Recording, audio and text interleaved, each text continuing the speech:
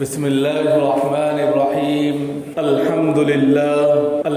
لله رب العالمين والصلاة والسلام على سيد الأنبياء والمرسلين محمد بن عبد الله الأمين وعلى آله وأصحابه وأزواجه وذرياته وأهل بيته وسلم تسليما كثيرا أما بعد أعوذ بالله من الشيطان الرجيم بسم الله الرحمن الرحيم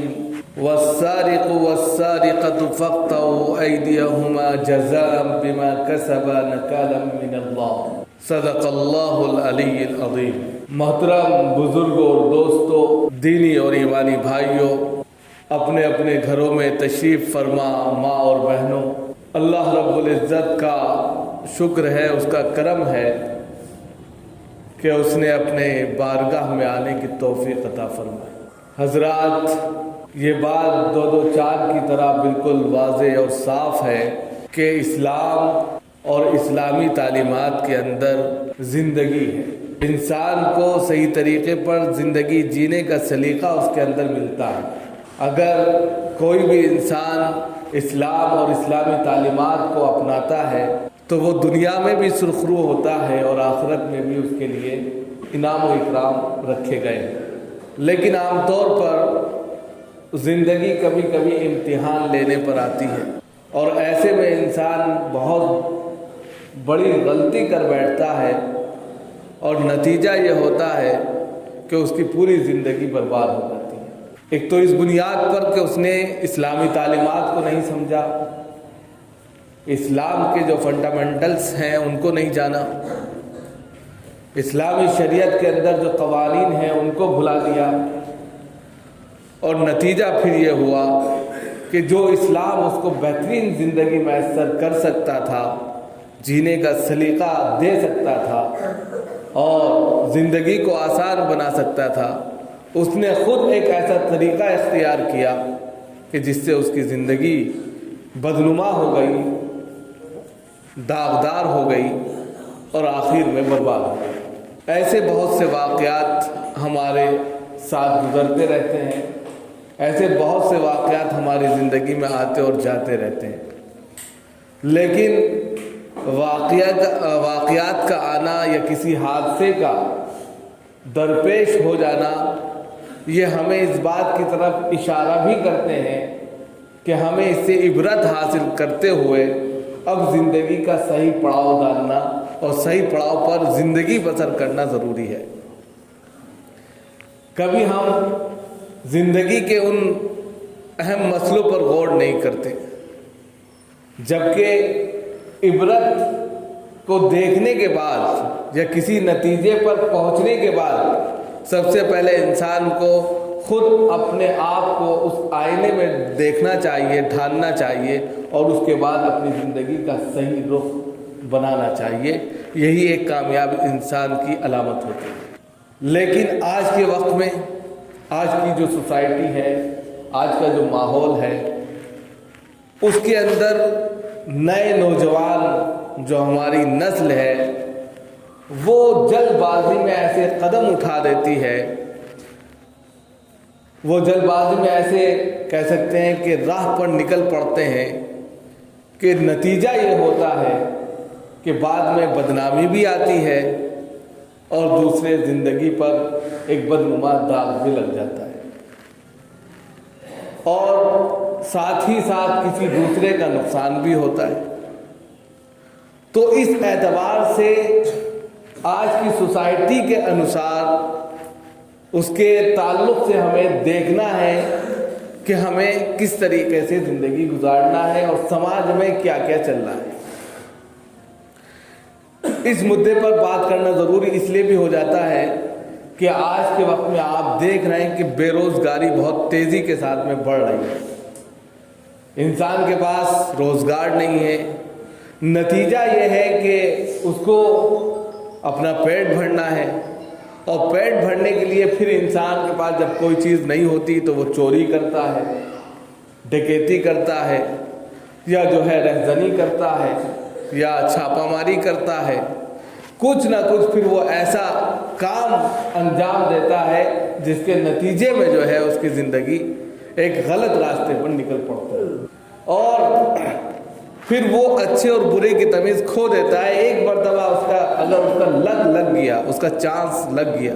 پھر اس کو اس میں مزہ آنے لگتا ہے۔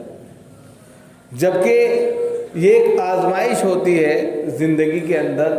کہ انسان کو اگر ایک مرتبہ اس کے لک نے اس کو فائدہ پہنچا دیا تو اس کو دوسری مرتبہ یہ نہیں سوچنا چاہیے کہ دوسری مرتبہ بھی وہ کامیاب ہو جائے، بلکہ اس کو اس سے عبرت حاصل کرنی چاہیے کہ یہ جو کام کیا ہے یہ غلط تھا اور غلط ہے، لہذا مجھے صحیح طریقہ اختیار کرنا چاہیے۔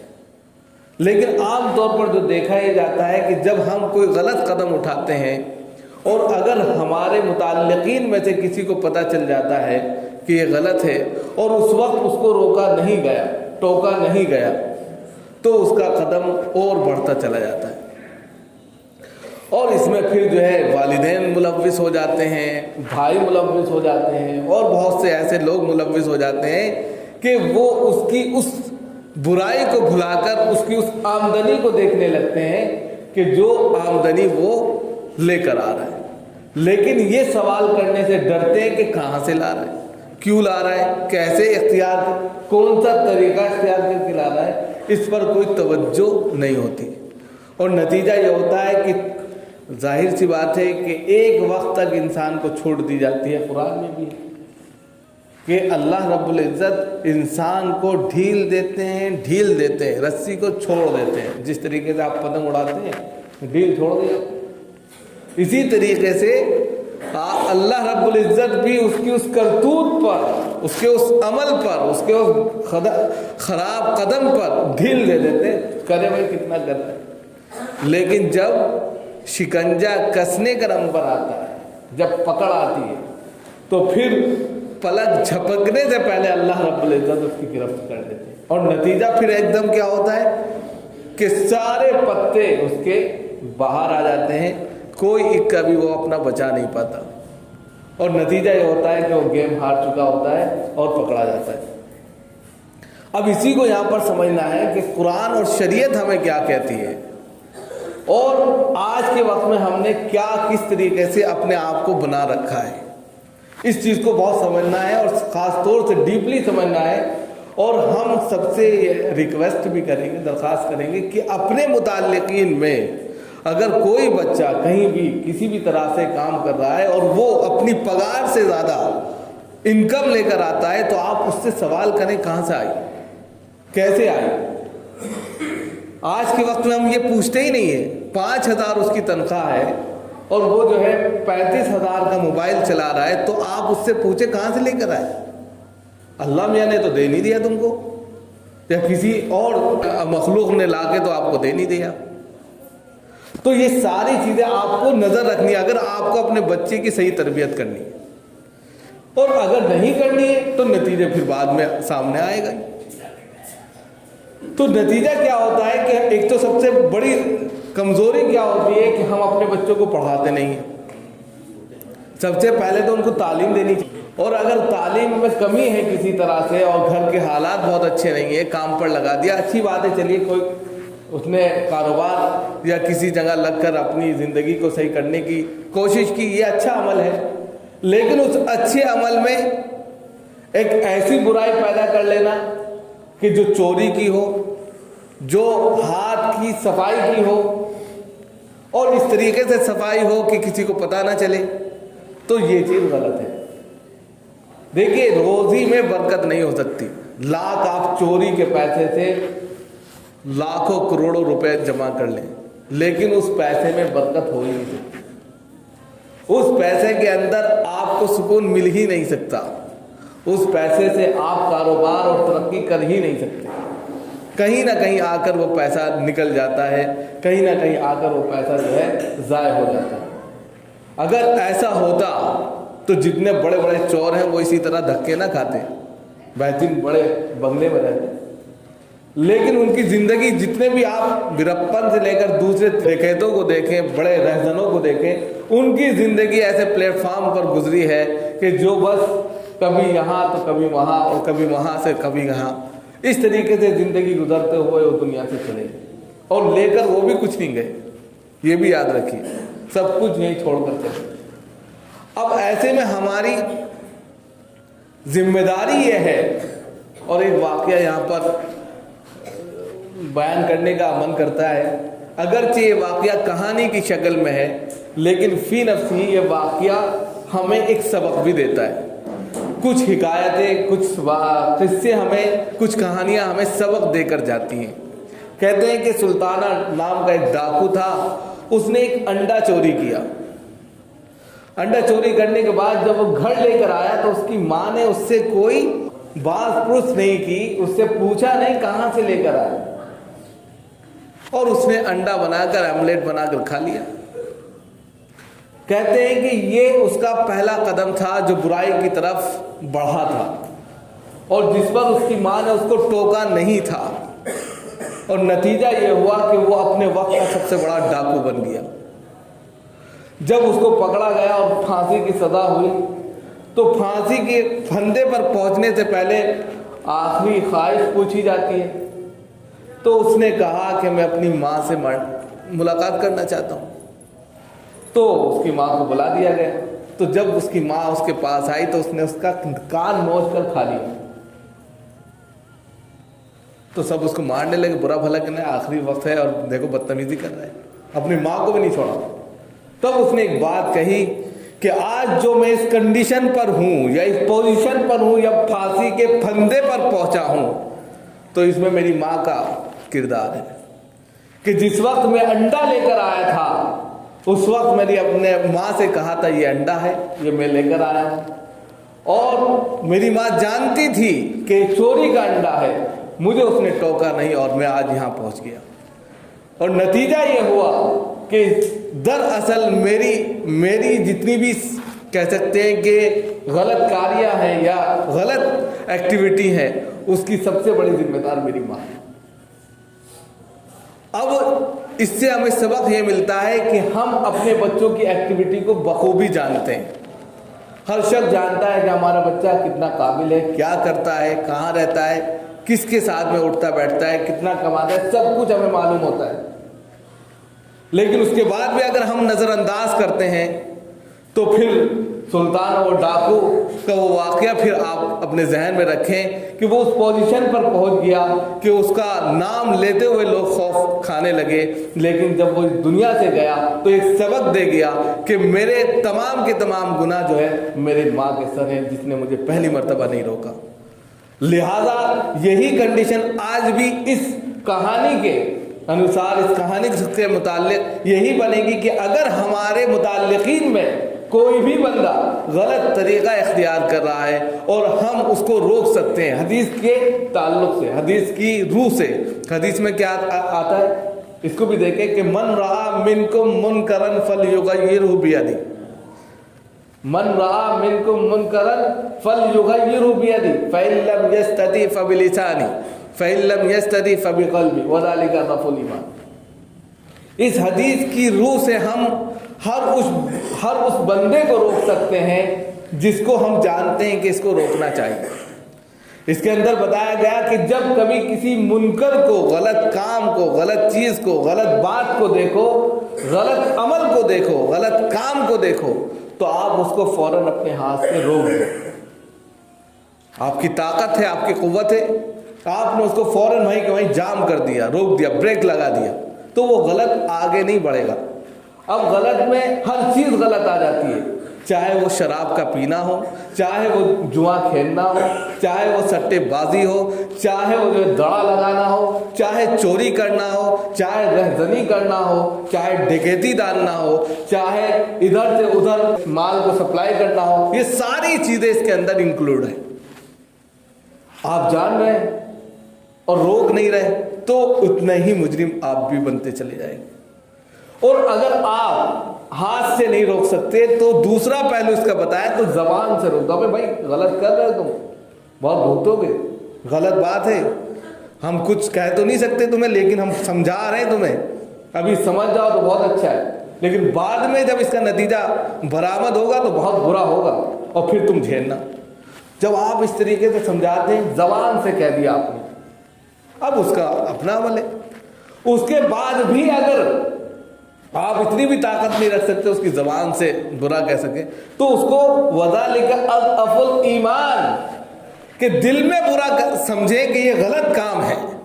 یہ غلط کرتا ہے، یہ غلط راستے پر ہے، اگر تب بھی آپ اس کو اچھا کہنے لگے تو یہ ایمان کے کم ہونے کی دلیل ہے. ایمان کا حصہ یہ ہے کہ جس نے غلط کیا، جو غلط راستے پر چلا، جس نے غلط طریقہ اختیار کیا وہ غلط ہے تو غلط سمجھا جائے. جب یہ چیز برائی ہمارے دل میں ہوگی تو کم از کم اس برائی کی وجہ سے جب وہ اپنے آپ کو دیکھے گا کہ لوگ مجھ سے ملنا جلنا چھوڑ رہے ہیں، لوگوں کے نزدیک میرا جو ہے گراف کمزور اور گرتا جا رہا ہے، تو شاید اس کو جو ہے عقل آ جائے. لیکن ہم اٹھنا بیٹھنا، گپے لگانا اور خود تفریح کرنا جاری رکھتے ہیں، نتیجہ یہ ہوتا ہے کہ اس کو تقویت مل جاتی ہے. تو اس طریقے سے یہاں پر ہمیں جو دیکھنا ہے، ہمیں حدیث قرآن ہمیں یہ روشنی دکھاتی ہیں، یہ اسلامی شریعت ہے، اسلامی تعلیم ہے، ہمیں زندگی جینے کا سلیقہ اور طریقہ بتاتی ہیں. ہمارے پاس سب کچھ ہے لیکن اس کے باوجود ہم ان کو اختیار نہیں کرتے. اس کے بعد میں قرآن کریم کی جو آیت میں نے آپ کے سامنے رکھی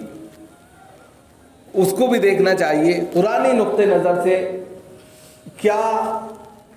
حکم ہے اور اللہ رب العزت کس طریقے سے کتنی زبردست سزا سناتے ہیں. قرآن کریم کے اندر 4 سزائیں ایسی ہیں جو حدود پر مشتمل ہیں، یعنی کسی بھی طریقے سے ان سے مول توڑ نہیں کیا جا سکتا. مثال کے طور پہ آپ کو بچنا ہے، رشوت دے دی یا ادھر ادھر کر لیا، لیکن شریعت نے جو سزائیں متعین کی ہیں ان کے اوپر کسی بھی طرح سے کوئی بھی مول توڑ نہیں ہے. اس میں سے ایک سزا چور کی بھی ہے، والسارق والسارقۃ فاقطعوا ایدیہما جزاء بما کسبا نکالا من اللہ. جس طرح زنا کی سزا ہے، جس طرح شراب پینے کی سزا ہے، تہمت لگانے کی سزا ہے، بالکل اسی طریقے سے ایک سزا چور کی بھی ہے. اور وہ سزا کیا ہے؟ بالکل واضح انداز میں کہ جب کوئی چور یا چورنی، دونوں لفظ استعمال کیے، خواہ وہ مرد ہو یا عورت، میل اینڈ فیمیل دونوں، والسارق والسارقۃ والسارق والسارقۃ فاقطعوا ایدیہما جزاء بما کسبا نکالا من اللہ. ان کے ہاتھ کاٹ دیے. اس کی سزا کیا ہے؟ بھیانک سزا، ہاتھ کاٹ دیے جائے. یہ اس کرتوت کی بنیاد پر ہے جو انہوں نے کی ہے. کتنی بھیانک سزا. اگر شریعت اسلامیہ اگر نافذ ہو تو وہاں یہ سزا نافذ ہوگی. سعودیہ عربیہ کے اندر آپ دیکھتے ہیں کہ سب لوگ اپنی دکانیں کھول کر چلے جاتے ہیں. آپ جا کر دیکھیے پورا منظر ایسا ہوگا، نماز آن ہوئی اور فوراً مسجد، سب اسی طرح پڑا ہوا ہے. سونے کی دکان ہو، چاہے جواہرات ہیرو کی دکان ہو، یا جو ہے پھل فروٹ کی دکان ہو، بڑی سے بڑی دکان سب چلے جائیں گے چھوڑ دیں.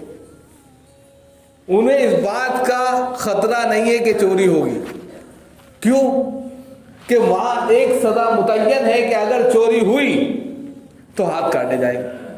اور وہاں کاٹے بھی جاتے ہیں. لہذا ایک کے ہاتھ کاٹنے کی وجہ سے 1 لاکھ لوگوں پر اس کا اثر پڑتا ہے.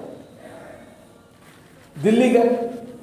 بالکل وقت نہیں ہے، ورنہ میں ایک اور 2-3 واقعے بتا کر آپ کو اس کا رزلٹ نکالنے کی کوشش کرتا، لیکن میں اپنی بات کو یہیں پر ختم کرتا ہوں. بس اتنا کہنا چاہتا ہوں کہ اپنے ماحول میں جہاں ہم رہتے ہیں، اپنی سوسائٹی میں، اپنے خاندان میں، وہاں اس بات پر نظر رکھیں کہ ہمارا کوئی بھی بچہ غلط ایکٹیویٹی میں نہ پڑے، غلط چیزوں میں ملوث نہ ہو، صحیح طریقے پر وہ زندگی گزارے، اسلامی نقطہ نظر سے زندگی گزارے. اور اگر اس کو ضرورت ہے تو ہم اس کی ہیلپ کریں. اور ہیلپ کا طریقہ ہم اس سے پہلے بتا چکے ہیں کہ کس طرح ہیلپ کی جا سکتی ہے. اس کو کوئی کام کرا دیں، یہ زیادہ بہتر ہے اس سے کہ وہ جو ہے چوری کرے. یا وہ لڑکا جو جہاں کام کر رہا ہے اس کو بھی صبر اور شکر کے ساتھ میں اسی پر اکتفا کرنا چاہیے، قناعت کرنی چاہیے، تاکہ اس کی زندگی صحیح سے گزر سکے. اللہ تعالیٰ ہم سب کو